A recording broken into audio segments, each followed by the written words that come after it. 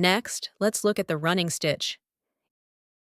It's a simple and commonly used stitch. Can create various patterns. Let me demonstrate. You can see here, numbers 1 to 6 are marked again. What do these represent? Number of strands needed for each pattern. For example, here shows 1. We'll use 1 strand for this line. Here shows 5. We'll use 5 strands for this line. Let's demonstrate with 3 strands. Using 3 strands of color number 8.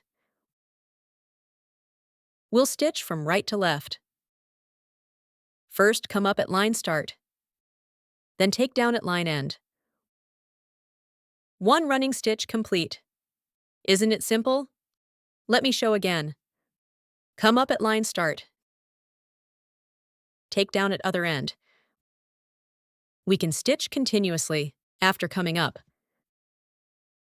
Take down at line end.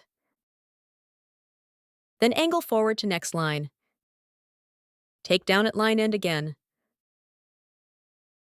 Come up at next line forward. Pull thread straight across, creating continuous running stitches. Final stitch down. Our running stitch line's complete. Now let's demonstrate 6 strands below, using 6 strands of color number 12.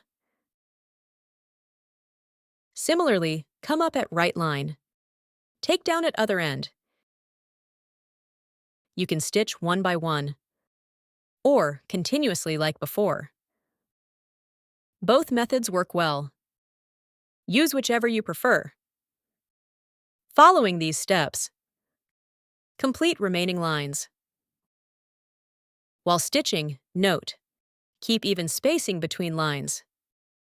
Same stitch length. For uniform, beautiful pattern. Final stitch down. Let's look at the result.